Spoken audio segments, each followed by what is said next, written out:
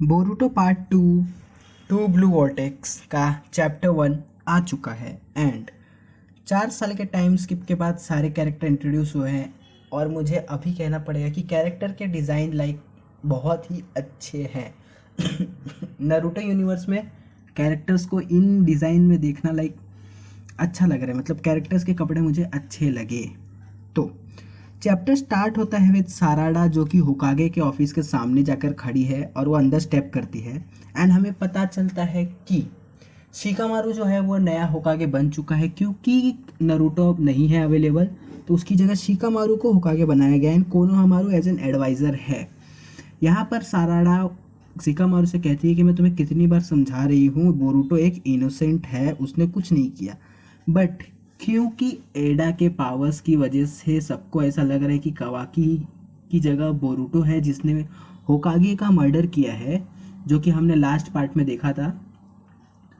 तो यहाँ पर कोई भी मानने को तैयार नहीं है कि ये सब बोरुटो ने नहीं किया है। यहाँ तक कि शिकामारू ये भी कह रहा है कि मैं सास्के की रिस्पेक्ट करता हूँ, मुझे उससे कोई मतलब नहीं है, लेकिन बोरुटो है वो एक किलर है एंड हमें उसे वो होकागे किलर है एंड हमें उसे पकड़ना है।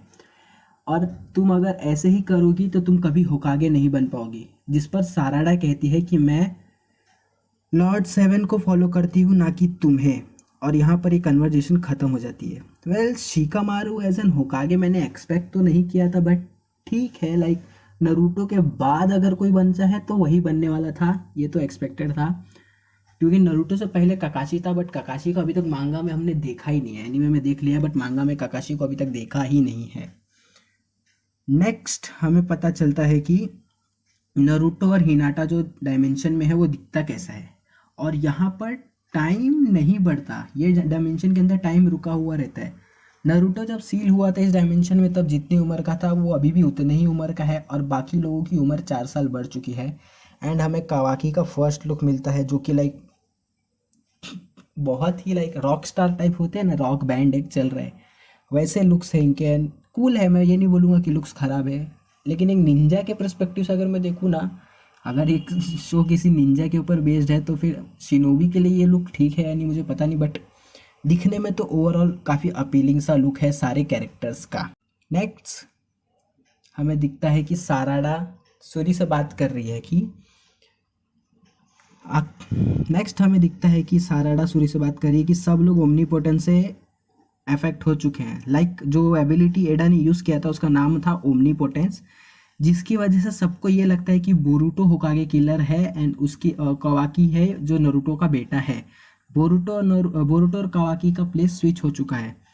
और यहाँ पर साराडा यही कहती है कि जो हुआ है उसके बाद से लोगों को इतना तो समझना चाहिए कि मोमोशिकी का क्या हुआ, जो कि हमने ये भी सोचा था कि अगर सबके दिमाग में अभी इमेज बदली है, बट मोमोशिकी की लड़ाई जो हुई थी एंड ओवरऑल थिंग्स वो सारी चीज़ें कैसे ये प्लॉट होल कैसे कवर होगा। बट यहाँ पर ये बताया गया है इसकी जो असर था उस स्पेल का वो धीरे धीरे इतना अच्छा हो गया कि बाकी लोगों का बाकी चीज़ों से फ़र्क ही नहीं पड़ रहा है कि पास्ट में क्या हुआ था, उन्हें बस इस चीज़ से फ़र्क पड़ रहा है कि रिजल्ट क्या है। बोरुटो ही होकागे किलर है, उन्होंने ये बात मान लिया है, कोई भी चीज़ को रिवर्स क्वेश्चन कर ही नहीं रहा है कि आखिर चीज़ सेंस नहीं बना रही है या सेंस बना रही है। नेक्स्ट हमें डेमन और एडा दिखते हैं, जो कि एडा वैसी दिख रही है, डेमन भी वैसी दिख रहा है। और डेमन का मुंह सच में यार मुझे बिल्कुल पसंद नहीं है यार, ये आदमी, ये बच्चा इसको देख के ना वो मोहल्ले के वो बच्चे का चेहरा याद आता है जिसको लपड़ियाने का मन करता है बहुत तेज। तो यहाँ पर साराडा पूछती है कि क्या ये चीज़ों को हम दोबारा ठीक नहीं कर सकते, ये बहुत ही रिडिकुलस पावर है। जिस पर एडा कहती है कि नहीं, ये नियरली इम्पॉसिबल है। यहाँ पर इन लोग की आपस में बात ही होती है कि क्या तुमने कुछ नया सीखा ओमनीपोटेंस के बारे में, जिस पर एडा कहती है कि मैंने सीखा तो है, ओमनीपोटेंस एक शिंकुत्सु है फ्रॉम ओचुत्सुकी। अब ये शिंकुत्सु एक नया वर्ड है जिसका मतलब मुझे नहीं मालूम, बट इससे सिंपल यही हुआ है कि सबकी मेमोरी बदल चुकी है। जो मेमोरी लोगों की थी कावाकी और बोरुटो के लिए वो वापस से रीराइट हुई है, और उसका रिजल्ट ये है कि वो दोनों की पोजीशन स्वैप हो चुकी है। जिस पर साराडा कहती है कि इसमें कोई तो तरीका होगा इसको वापस से सही करने का, तो एडा कहती है कि मुझे नहीं पता, मुझे इसका सच में इलाज नहीं पता है, और अगर तुमने किसी को जाके ओमनीपोटेंस के बारे में बताया भी फिर भी लोग नहीं बात मानेंगे तुम्हारी। जिस पर एडा ये भी क्वेश्चन कहती है कि तुम दोनों अभी तक मेरे इस स्पेल से आखिर में अफेक्ट क्यों नहीं हुए, तुम्हें अभी तक सब कुछ याद क्यों है, तुम्हारे मन में चीज़ें स्विच क्यों नहीं। जो कि क्वेश्चन मुझे भी आया था कि साराडा और जो इन लोग की सीआर है जिसका नाम मैं भूल जाता हूँ, बोरुटो, इन लोग के ऊपर इस स्पेल का असर क्यों नहीं हुआ, जिसका जवाब हमें अभी तक मिला नहीं है। हो सकता है आगे इसका जवाब मिले, और मैं ज़्यादा दिमाग नहीं लगाना चाहता हूँ क्योंकि हम ज़्यादा दिमाग लगाते हैं और जवाब अक्सर सिंपल होता है। तो मैं वेट करूँगा कि आखिर में क्यों इन दोनों के ऊपर उस स्पेल का असर नहीं हुआ। नेक्स्ट, एडा को शक ना हो इसलिए ये लोग थोड़ी एक्टिंग करते हैं कि नहीं नहीं हम पे तुम्हारे स्पेल का असर हो रहा है, बट एडा के किसी भी चीज़ का असर साराडा और ये सीआर के ऊपर नहीं होता है, क्लास रिप्रेजेंटेटिव सीआर का मतलब। नेक्स्ट हमें दिखता है कावाकी, जो कि लाइक रूम के बालकनी में खड़ा होता है एंड पीछे आता है मित्सुकी का डिज़ाइन भी लाइक बहुत अच्छा दिख रहा है मुझे, मुझे अच्छा लगा मित्सुकी का नया डिज़ाइन। एंड कावाकी कहता है कि तुम अपने मर्डरस इंटेंट को ऐसे खुलेआम मत रखो, ये थोड़ा अनकंफर्टेबल सा कर देता है। बट मित्सुकी कहता है कि मुझे बोरुटो को मारना है, और उसके पास सेम ओत्सुजुकी एबिलिटी है तुम्हारी तरह, वो बहुत बड़ा खतरा है एंड उसे मैं मारूंगा, मैं उसे बहुत हेट करता हूँ क्योंकि वो तुम्हारी जान को खतरा है। हम जानते हैं कि मित्सुकी बोरुटो को लेके कितना लॉयल था, अब उसकी सारी लॉयल्टी जो बोरुटो के लिए थी वो कावाकी के लिए शिफ्ट हो चुकी है। एंड कावाकी यही कहता है कि तुम्हें जो करना है करो, बस ऐसे खुलेआम ढिंढोरा मत पीटो और मेरे पीछे पीछे मत घूमो, बहुत ही क्रीपी सा लगता है। जिस पर मित्सुकी कहता है कि मैं तुम्हें बस प्रोटेक्ट करना चाहता हूँ, मैं खुद अपने हाथों से बोरुटो को मारूंगा। नेक्स्ट, कावाकी को अपने स्पीकर्स पे आवाज़ आती है कि इन्वेस्टिगेशन टीम ने क्लॉ मार्क्स फाउंड किए हैं विलेज में, जिस पर हमें पता चलता है कि अब कावाकी उड़ भी सकता है, जो कि एक जीगन की एबिलिटी थी, जीगन उड़ सकता था, यानी कि कावाकी ने भी ओत्सुजुकी पावर्स को अच्छे से इस्तेमाल करना शायद सीख लिया इस टाइम स्किप के गैप में, जो कि ऑब्वियस था, उसके पास पावर्स है तो वो उन्हें सीखेगा ही। एंड उसका एक शॉट मिलता है हमें विलेज के ऊपर से, जो कि जीगन जैसा ही लग रहा है बिल्कुल, बट कावाकी के जो कपड़े के पीछे निशान है ना, इसका मतलब मुझे नहीं मालूम, मैंने थोड़ा ढूंढा भी बट मुझे मिला नहीं कि इसका मतलब क्या है। एंड कावाकी उड़ता हुआ चले जाता है एंड मित्सुकी खड़े होकर बस यही सवाल पूछता है कि कावाकी, क्या तुम ही वो सन हो जो इल्यूमिनेट करता है एक मून को मेरे जैसा। जैसे कि हम जानते हैं बोरुटो में सन और मून को लेकर स्टार्टिंग में बहुत खिचड़ी पकी थी मित्सुकी के कैरेक्टर के लिए ही, एंड वो बोरुटो से रिलेट कर पा रहा था क्योंकि वो उसका सन था। तो अब वो यही क्वेश्चन कावाकी के लिए पूछ रहा है कि क्या ये मेरा सन है। सन मीन्स सूरज, SUN वाला नहीं। नेक्स्ट हमें हिमावारी दिखती है जो कि चोसो के साथ ट्रेनिंग कर रही है, एंड चोसो का कैरेक्टर भी थोड़ा ग्रोन अप सा दिख रहा है, एंड हिमावारी भी a female version of Naruto लग रही है पूरी तरह से मुझे।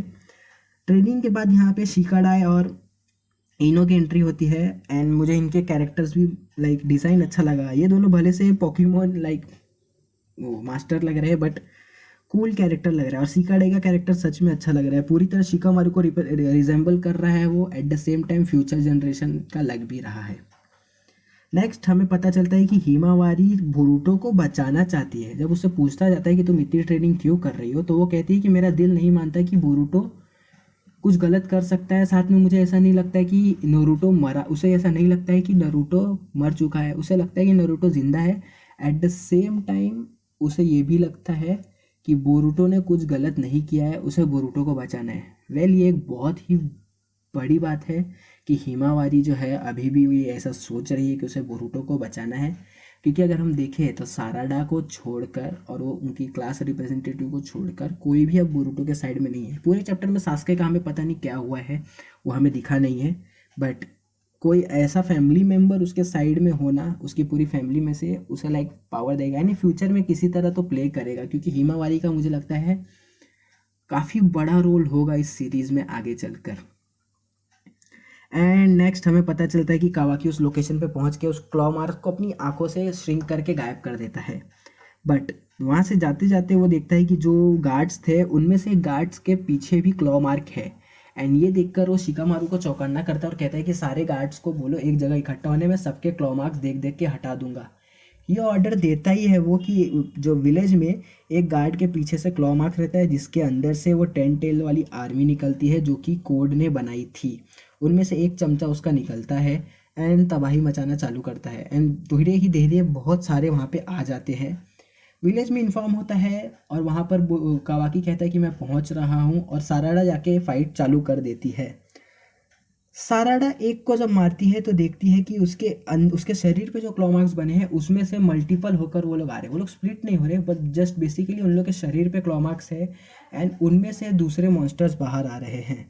एंड उन्हीं में से एक में से बाहर आता है कोड, जो कि सीधा उसके पीठ पे आके खड़ा हो जाता है।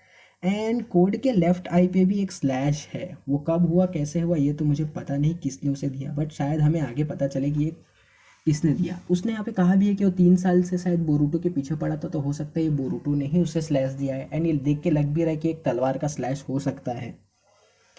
नेक्स्ट वो कहता है कि मैं बोरूटो को देखने आया हूँ, तो साराडा कहती है कि वो विलेज में 3 साल से नहीं है तो तुम यहाँ पे क्या कर रहे हो। तो कहता है कि अब मैं बोरूटो के पीछे नहीं हूँ, अब मैं सीधा विलेज में ही अटैक करने आया हूँ। एंड इसके बाद एंट्री होती है बोरूटो की। लाइक ये वाली एंट्री मुझे सच में अच्छी लगी। जिस तरीके से बोरूटो आके कोड के मुंह पे पैर रख के खड़ा हो जाता है ना, दिखाने के लिए कि तुम हो तो मेरे नीचे ही, वो लाइक बहुत बैडेस था। एंड इसके बाद वो बहुत ही लाइक रोस्ट टाइप में ये भी कहता है कि तेरे इस डिस्गस्टिंग आइडियाज़ की वजह से ही ना तेरे से लड़कियां दूर जाती हैं। एंड ये कहकर उन दोनों लाइक कोड एक मारने की कोशिश करता है बोरूटो को, बट बोरूटो फ्लिप मार के ज़मीन पे लैंड होता है एंड इन लोग को बोरूटो का चाकरा लाइक विलेज में स्पॉट हो जाता है। एंड कावाकी कहता है कि मैं जा रहा हूँ वहाँ पे एंड सबको पता चल जाता है कि हाँ बोरूटो आ चुका है। और कावाकी कहता है कि तुम फाइनली आ चुके हो बोरूटो, और यहाँ पर ये चैप्टर ख़त्म होता है। वेल बेसिकली अगर मैं देखूँ ना तो मुझे ये chapter like as a start, like बोलते हैं ना एज ए स्टार्टर, बहुत अच्छा लगा। सारे कैरेक्टर्स इंट्रोड्यूस भी हो चुके हैं, कुछ अभी इंट्रोड्यूस होना बाकी भी हैं, but at the same time हमें सबके मोटिव्स भी क्लियर से पता चल गए हैं। एंड स्टार्टिंग में ही एक फाइट भी छिड़ चुकी है विलेज के बीचों बीच में। तो आगे इन कैरेक्टर्स के इंटरेक्शंस कैसे होंगे वो देखने में मज़ा आएगा एंड स्टोरी का क्या होगा ये भी देखने में मज़ा आएगा। मैंने मांगा पढ़ा, मुझे मांगा सच में बोरूटो का अच्छा लगा। कंपेयर टू एनीमे मांगा लाइक 10 टाइम्स 100 टाइम्स बेटर है। तो आपको कैसा लगा चैप्टर ज़रूर बताना। वीडियो लाइक कर दो, कमेंट कर दो अपने थॉट्स। कियोत्सुके सायोनारा।